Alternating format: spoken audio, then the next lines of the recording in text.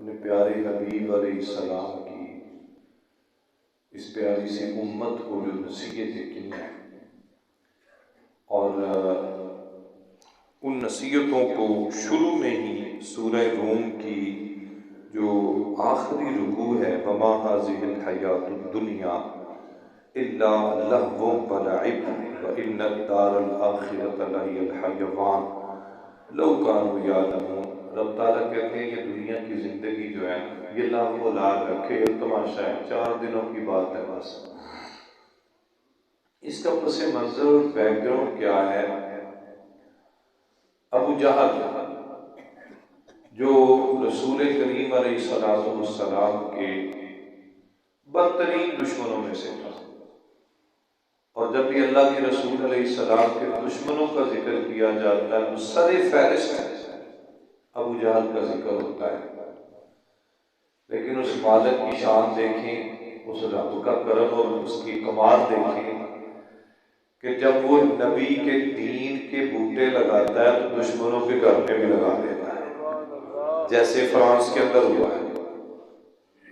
France के अंदर, France वो मुल्क था जिसने मस्जिद बनाने पे पाबंदी लगाई थी कि यहाँ पे मस्जिद नहीं कोई बना सकता, और अल्लाह ताला का करम देखे सबसे पहली फ्रांस में मस्जिद बनाने वाला उस मुल्क के बादशाह का बेटा है। और आज अल्हम्दुलिल्लाह वहाँ पे तकरीबन 2300 के करीब मसाजिद हैं फ्रांस के अंदर। यही मामला यहाँ पर हुआ कि अबू जहल का बेटा था हजरत इकरिमा रज़ियल्लाहु ताला अन्हु साहब, ये रसूल बन गया। हजरत इकरिमा किसी सफर में जा रहे थे तो रास्ते में ना सफर था पानी का। जब अपनी मंजिल से वापसी की तरफ आ रहे थे ना, अपने शहर मक्का की तरफ, तो कश्ती डोले खाने लगी, बीच बहर की कश्ती फंस गई, डोले लगा अपने बुतों को याद करने, हबल बचा ले, लात बचा ले, मनात बचा ले, उज़्ज़ा बचा ले। लेकिन वो बेचारे क्या करें, हबल क्या करेगा, मनात क्या कर लेगा, उज़्ज़ा क्या कर लेगा। अचानक दिल में ख्याल आया कि इकरिमा जिंदगी सारी गुजर गई है, अब्बे के खुदाओं को याद करते, आज मोहम्मद के खुदा को तो याद करके दे कि जो हमें इस रात की दावत देता है, मतलब देखो तो सही। तो हजरत इकरिमा रज़ियल्लाहु अन्हु वहीं बैठे बैठे कहते हैं आज पता चलेगा कि मेरे अब्बे का खुदा सच्चा है कि मोहम्मद मुस्तफ़ा का खुदा सच्चा है। तो कहते हैं अगर मैं अपनी मंजिल पे पहुंच गया, ऐ मोहम्मद मुस्तफ़ा के खुदा तू सच्चा है तो आज मुझे बचा ले, तेरे सिवा मुझे कोई नहीं बचाएगा। तो वही कश्ती जो भंवर में फंसी उल्टी सीधी हो रही थी, वो कश्ती सीधी किनारे लगी। अब जब वो कश्ती किनारे नहीं लगी, यूं कह लें कि इकरिमा ने अपने आप को जहन्नम से निकाल कर जन्नत के किनारे लगा लिया। सीधे हुजूर के पास आए, आके सारा कुछ बताया कि मेरे साथ ऐसे हुआ है। अल्लाह के रसूल ने फरमाया अब तुझे पता चला है कि तेरे अब्बे का रब सच्चा है कि मोहम्मद मुस्तफ़ा का रब सच्चा है। तो अल्लाह भी कहता है ये खेल तमाशा है, इसमें वक्त न जाया करो। अगर वक्त लगाना है तो उस रब के सामने झुको जिसने तुम्हें हर चीज से नवाजा है। यकफुरु बिमा आतैनाहु व यतमन्नौ, वो फिर भी नहीं मानते, फिर भी नहीं उसका इनकार करते हो। ये तुम नफा उठाओगे ना दुनिया का तो थोड़ी देर है, बस चंद साल, चंद लम्हे, चंद घड़ियां। अच्छा जी, इसके बाद आगे आ जाए सूरह रूम के अंदर। ये जो आयत जो हमने पढ़ी है ये सूरह अनकबूत की है। आगे सूरह रूम शुरू हो गई। सूरह रूम के जो आखिरी रुकू है इसमें अल्लाह करीम इरशाद फरमाते हैं अल्लाहुल्लज़ी खलक़कुम मिन ज़ुफ़िन सुम्मा जअल मिन बादि ज़ुफ़िन क़ुव्वा सुम्मा जअल मिन बादि क़ुव्वतिन ज़ुफ़न व शैबा। इंसान की जिंदगी है। अल्लाह कहता है देखो मैंने तुम्हें पैदा किया कमजोरी से, तुम कमजोर थे, मोहताज थे। बंदा जब दुनिया में आता है तो क्या होता है, अपने आप को हिला भी नहीं सकता। छोटा बच्चा क्या उसकी मतलब उस वक्त उसकी जाती हैसियत क्या होती है। मैं बच्चों को ना एक बात समझाया करता हूँ कॉलेज में। मैं कहता हूँ बेटे ये बताओ जब दुनिया में तुम आए थे, और हम में से हर एक बंदा ऐसे है, मैं दुनिया में आया तो मेरी क्या पहचान थी? मेरी पहचान मेरे अब्बे के नाम से थी, मेरी पहचान मेरी अम्मा के नाम से थी, मुझे कौन जानता था? मेरा हाल तो ये था कि मैं अगर भूख लगी है तो फिर भी रोना, गर्मी लगी है तो फिर भी रोना, सर्दी लगी है तो फिर भी रोना, तकलीफ हुई है तो फिर भी रोना, बुखार हुआ तो फिर भी रोना। सिर्फ एक काम आता है, बस रोना, बस। अल्लाह कहता है तुम कितने कमजोर थे, मैंने तुम्हें पैदा किया। फिर आगे क्या बोलो, सुम्मा जाला मिन बाद ज़ौफ़िन कुव्वा, फिर एक वक्त आया मैंने तुम्हारी कमजोरी को खत्म किया और तुम्हें ताकत दी, बड़े हो गए, जवान हो गए, जवानी की तरफ आना शुरू हो गए।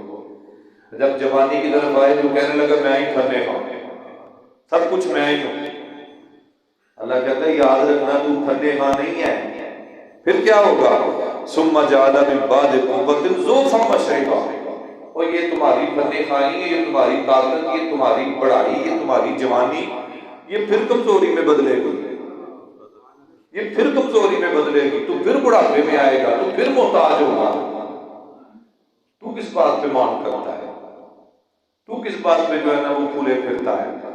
यख्लुक़ु मा यशा व हुवल अलीमुल कदीर, अल्लाह कहता है ये मेरे पास है, मैं जो चाहूं जैसे चाहूं पैदा करूं, जिसको चाहूं जिस अंदाज में रखूं।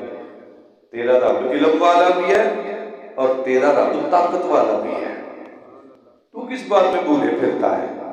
फिर आगे सुनता है फस्बिर इन्ना वअदल्लाहि हक़, अल्लाह के साथ जो वादा करके आया ना उस पर डट जा, यही तेरा फायदा है, इसमें ही तेरी भलाई है, इसमें ही तेरी बढ़ाई है। अगर अल्लाह के किए वादे को भूल जाएगा तो तबाह हो जाएगा। आगे सूरह लुकमान शुरू होगी। सूरह लुकमान, हजरत लुकमान हकीम, लुकमान हकीम भी इनको कहा जाता है। जो हुक्मा है, हिकमत और तिब के लोग हैं, वो इनको लुकमान हकीम कहते हैं। और हकीम के भी दो माने होते हैं, एक हकीम होता है तिब से और एक हकीम होता है हिकमत और दानाई से, अक्लमंद सियाना बंदा।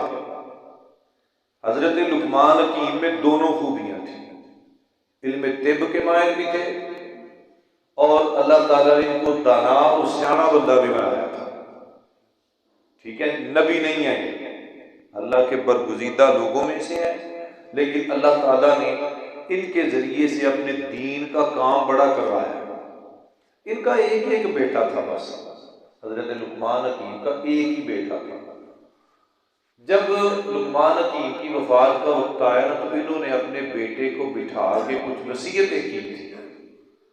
अब देखिए रब को कितना प्यारे हैं लुकमान हकीम कि वो वसीयतें जो हजरत लुकमान ने अपने बेटे को की थी, अल्लाह ने उन तमाम वसीयतों को कुरान में जिक्र किया है, उनका तस्करा है। वो क्या कहते हैं, वलक़द आतैना लुकमानल हिकमत अनिश्कुर लिल्लाह, हमने लुकमान हकीम को दानाई दी, अकल दी, सियाना बनाया और फिर इसको कहा कि तुम्हें हमने इस नेमत से नवाजा है, इस पर रब का शुक्र अदा किया, अल्लाह का शुक्र अदा किया। फिर आगे क्या हुआ, लुकमान और इब्निही यअक़ूब यअज़, हजरत लुकमान आखिरी वक्त अपने बेटे को नसीहतें करते हैं। अब वो नसीहतें गिनते जाइएगा कौन कौन सी। पहली नसीहत, फरमाया ला तुशरिक बिल्लाह, शिरक न करना, जिंदगी में कभी बूढ़े से भी शिरक न करना। नंबर 2, ववस्सैनल इंसान बिवालिदैहि हुस्ना, बिवालिदैहि, माँ बाप के साथ उसने सलूक रखना, और खास तौर पे तुम्हारी वो माँ हमलतहु उम्मुहु वहनन अला वहनिन, जिस माँ ने 9 महीने तुम्हें अपनी पेट में रखा, तकलीफें उठाई, मुशक्कतें बर्दाश्त की, उस माँ के साथ उसने सलूक रखा। फिर उस माँ के बारे में आगे फरमाया बफिसालुहु फी आमैन, उसने 2 साल तुम्हें अपने सीने से लगा के छाती का नूर पिलाया था, उस माँ के साथ उसने सलूक रखा। तीसरी नसीहत क्या फरमाई, अनिश्कुर ली वलिवालिदैक, जब शुक्र अदा करो तो मुझसे पहले अपने माँ बाप को शुक्र भी अदा किया करो। तीसरी नसीहत। चौथी नसीहत क्या फरमाई? चौथी नसीहत फरमाई कि वत्तबे सबीला मन अनाब, जेड़ा कोई चंगी गल दसे उन्होंने मन लिया करो। बड़ी कमाल की बात है, हकीकत गल है। असी उस बंदे की गल मनने आ जिहड़ा सानू चंगा लगदा, जिहड़ा साडे नाल लैण देण बहन खलोण उठण बहन चंगा वे, वो भावें गल भैड़ी करे ते भावें चंगी करे, असी उहदी बल्ले बल्ले करदे क्योंकि मेरे नाल ठीक है। हालांकि कहते हैं बंदा ना वेखो उसकी गल वेखो, गल की करदा है, गल उहदी ठीक है उहनूं कबूल करो भावें दुश्मन भी होवे। गल गलत है भावें जिड्डा मर्जी करीबी रिश्तेदार हो गलत है गलत है। कुरान भी आता अगर तुम्हारे माँ बाप तुम्हें शिरक करने के लिए कहें तो ना मानो उनकी बात, बेअदबी नहीं कर सकते। तो वत्तबे सबीला मन अनाब, जो बंदा तुम्हें अच्छी बात कहे उसको मानो। आगे क्या फरमाया? या बुनैया इन्नहा इन तकु मिस्काल हब्बतिन मिन खरदलिन फतकुन फी सखरतिन औ फी समावाति औ फिल अर्दि याति बिल्लाह। है मेरे बेटे याद रखना, छोटी से छोटी नेकी या बुराई चाहे वो जमीनों में हो या आसमानों में हो, ये मत समझना कि रब को पता नहीं है। याति बिल्लाह, क़यामत वाले दिन वो तेरे सामने होगी। तुम्हारी हर बुराई हर नेकी भावें छुप के कर ते भावें ओपन कर। हजरत इमाम गजाली रहमतुल्लाह अलैह 5 साल की उम्र थी इमाम गजाली की, वक्त के बादशाह रशीद ने मदरसा बनाया। तो मदरसा बना के ना तो सरकारी खाते में ना भी पढ़ाना शुरू करो, उस्ताद जी मौलवी साहब इधर पढ़ाओ। वो साल 2 साल गुजरे तो दिल में ख्याल आया कि मैं वहाँ पैसे खर्च करता हूँ, सालाना वजीफे देता हूँ, जाके पता तो करूँ क्या पढ़ते हैं। बादशाह चला गया बच्चों का इम्तिहान लेने के लिए, तो इमाम गजाली को फरमाया जी बच्चों को बुलाओ जी मैंने इम्तिहान लेना है। उन्होंने कहा ले आओ पुत्रों किताबा ले आओ। बादशाह ने कहा नहीं किताबा नहीं, किताबा तो बगैर, मैं जी इम्तिहान लेना है। अब उस्ताद साहब बड़े हैरान हुए कि बादशाह कैसे इम्तिहान लेगा। उसने सारे बच्चों को लाइन में खड़ा कर दिया। अब बादशाह का उसके लिए मुश्किल कोई नहीं थी। उसने हर बच्चे को एक छुरी और एक मुर्गी दे दी, इम्तिहान हो रहा है ये, एक छुरी और एक मुर्गी दे दी। और उसने कहा बच्चों ऐसी जगह पे जबा करना जहां पे कोई देखे ना, जाओ वहां पे जबा कर दो। और सारे बच्चे दौड़े वापस आए, हाँ जी बेटा तुमने जी मैंने कमरे में जी, मैं जी दीवार पीछे जी, मैं झाड़ी पीछे जी, मैं फुलां जी, मैं फुलां जी। आखिर पे आए तो 5 साल के इमाम गजाली जिंदा मुर्गी बगल में दबाई, छुरी हाथ में पकड़ी, बेटा तुम नहीं जबा करके आए। उन्होंने कहा इमाम गजाली ने कहा बादशाह सलामत, आपने कहा था कि वहां पे जबा करना जहां पे कोई देखे ना। मुझे दुनिया में कोई ऐसी जगह नजर नहीं आई जहां पे मेरा रब ना देखता, जहां पे मेरा खुदा ना देखता। तो उन्होंने भी कहा था कि बेटा ये मत समझना कि रब को इल्म नहीं है, तुम्हारी हर नेकी तुम्हारी हर बुराई याद अल्लाह, अल्लाह उसको ले आएगा। सोच के बुराई करना, सोच के गुनाह करना। फिर आगे अगली नसीहत क्या फरमाई? या बुनैया अक़िमिस सलात, ऐ मेरे पुत्र नमाज कायम रखना, नमाज पढ़ते रहना। अगली नसीहत क्या फरमाई? वामुर बिल मारूफ, अच्छे काम का हुक्म देना, अच्छे काम का लोगों को मशवरा देना। अगली नसीहत वन्हा अनिल मुनकर, बुराई से रोकना, गलत काम से रोकना। अगली नसीहत वस्बिर अला मा असाबक, मुसीबत आए तो सब्र करना, परेशानी पे सब्र रखना। आगे अगली नसीहत वला तुसइर खद्दक लिन्नास, लोगों के सामने ऐसे ना झुक जाना कि लोग तुझे रोंद डालें, लोग तुझे रोंद डालें। वो एक सियाने मिसाल देते हैं ना कि इन्ना कौड़ा भी ना हो कि लोग थुक जान, एडा मिठा भी ना हो कि लोग खा जान। ये मतलब है एक मयार रखो। जो लोग अपना मयार खो देते हैं वो जिंदगी में जिल्लत की जिंदगी गुजारते हैं। अपना मयार कायम रखो। उसके बाद अगली नसीहत क्या फरमाई, वला तमशी फिल अर्द मरा, जमीन पे आकड़ के न चलना है, अल्लाह को अकड़ नहीं पसंद। अगली नसीहत क्या फरमाई, वक्त सिर्फी मशये का, अपनी चाल में म्याना रवि रखो। अब चाल से मुराद जिंदगी का हर शोबा है, सिर्फ चलना ही नहीं, पैदल चलना ही नहीं है, जिंदगी के तमाम शोबों में ना फजूल खर्ची करो, ना कंजूसी करो, जरूरत के मुताबिक चलो। और आगे क्या फरमाया, बग़ज़ुज़ मिन सौतिक, गला फाड़ के ना बोलिया करो, अपनी आवाज में नरमी और पस्ती रखो। आगे मिसाल क्या दी है, ये जो गला फाड़ के बोलने वाले लोग हैं ना, हर बात पे ऊंची आवाज पे बोलना, हर बात पे, हजरत सोबान रज़ी अल्लाह तआला की मुझे बात याद आ गई है, ऊंचा लम्बा जना जवान सी साहबी रसूल थे, बड़ा उच्चा कद सी और बड़े बड़े हाथ सन, इन्हां दे हाथ पैर बड़े बड़े सन, सिर बड़ा सी इन्हां दा, इन्हां दी आदत सी उच्ची बोलते होंदे सन, आदत मिजाज ही ऐसा था। तो जब ये आयत नाज़िल होने, ला तरफ़ऊ अस्वातकुम फ़ौक़ सौतिन नबी, नबी के सामने ऊंचा ना बोला करो, अब इनकी आदत थी, इन्होंने अपने आप को कमरे में बंद कर लिया, 7 दिन हुजूर के पास ना आए। अल्लाह के नबी ने पूछा, वो साडा यार किथे, या रसूलल्लाह वो तो कमरे में बंद है। मैं क्यों? आका ये हमें नहीं पता। मैं जाओ बुला के लाओ। सुभान को बुलाया गया, फरमाया भाई तुम आ नहीं रहे। या रसूलल्लाह, अल्लाह ने कहा कि ऊंची आवाज में ना बोलो, अमल जाया हो जाएगी। तो मैं तो बोलता ही ऊंचा हूं, मेरी आवाज तो आपसे ऊंची हो जाती है।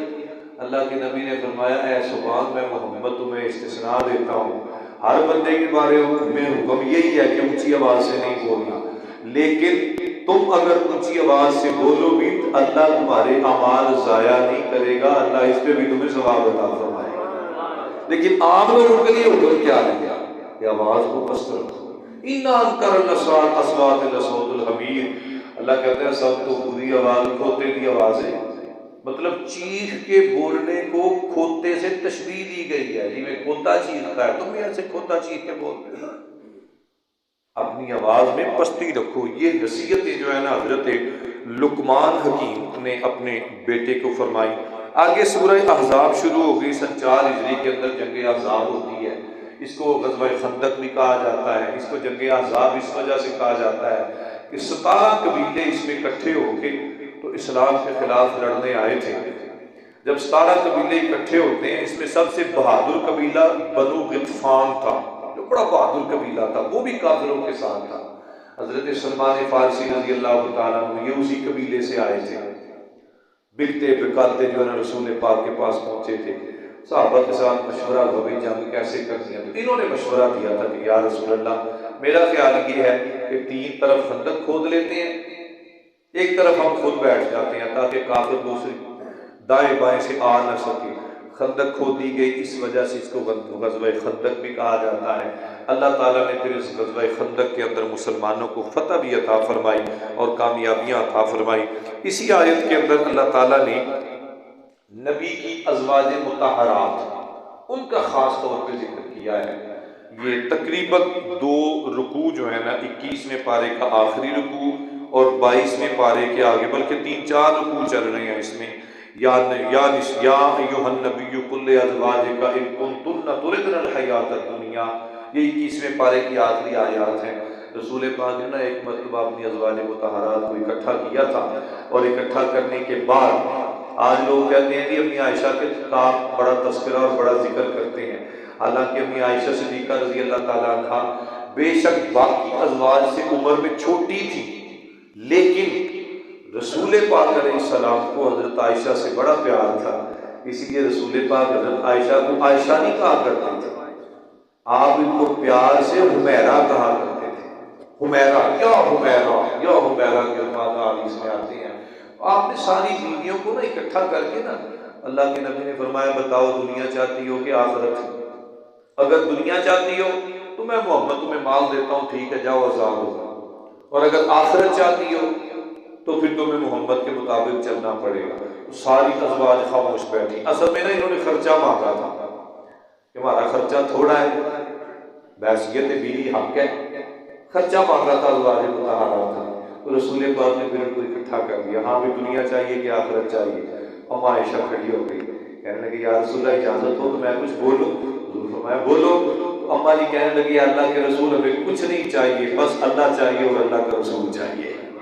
तो फिर सारी अज़वाज ने इनकी तायीद की थी कि जैसे आयशा ने कहा है हम वैसे ही करने के लिए तैयार हैं। तो नबी की अज़वाज का जो है ना वो जिक्र हुआ।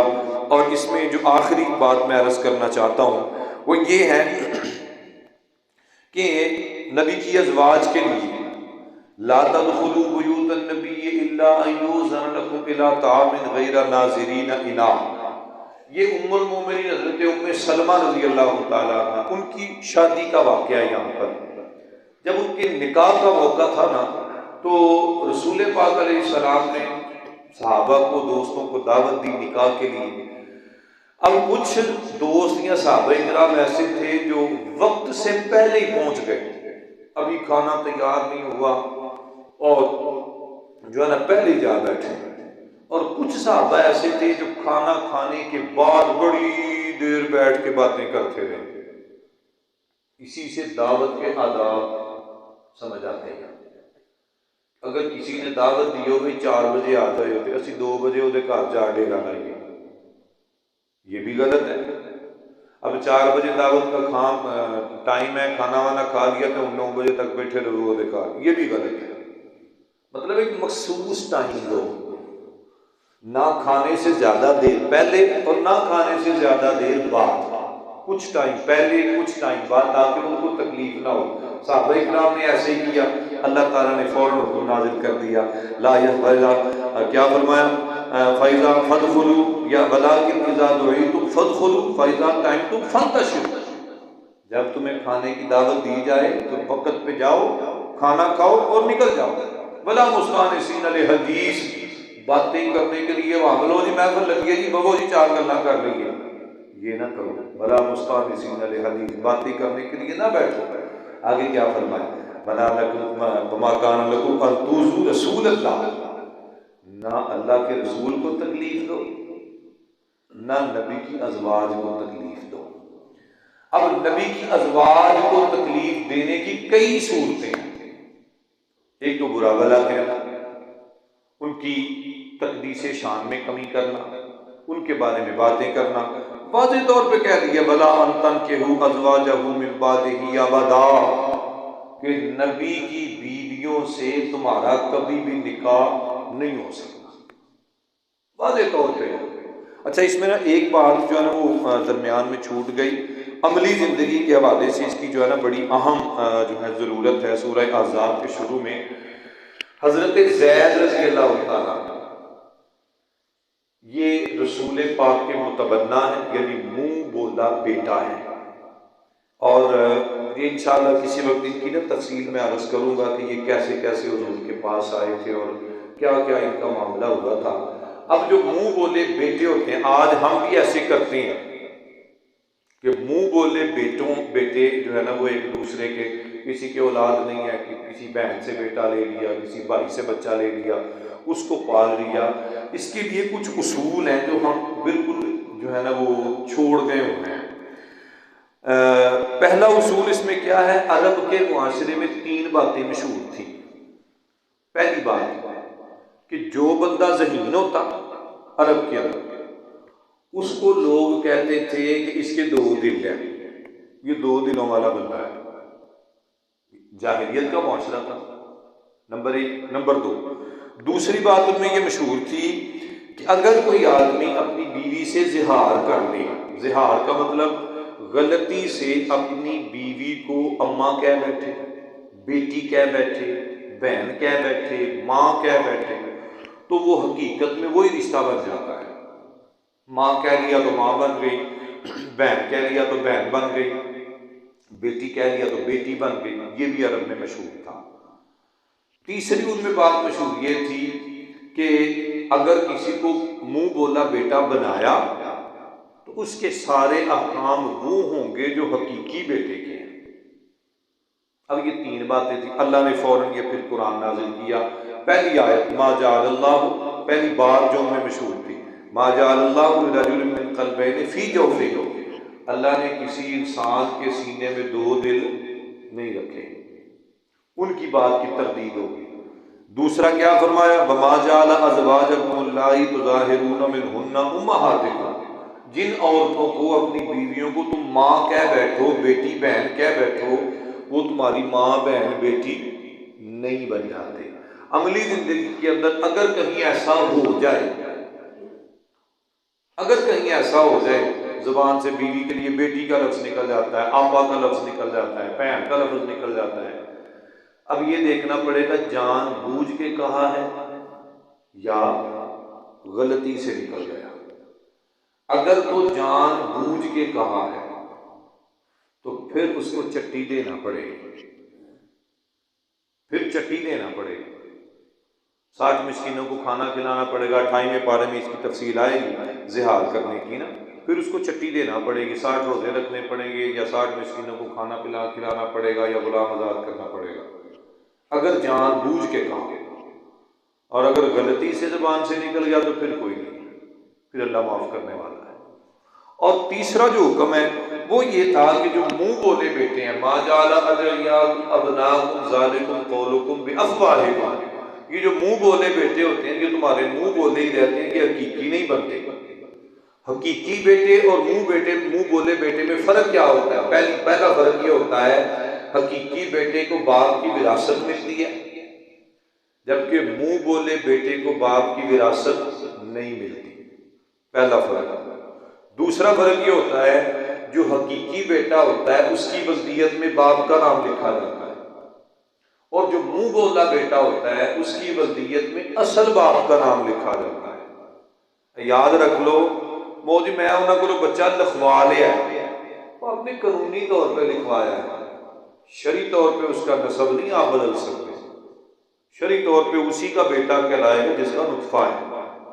और तीसरा फर्क ये होता है, जो हकीकी बेटा होता है उसकी बीवी तलाक के बाद या शौहर के फौत हो जाने के बाद, यदि सकी नूं, उसके साथ निकाह नहीं हो सकता, किसी शक्ल में नहीं हो सकता।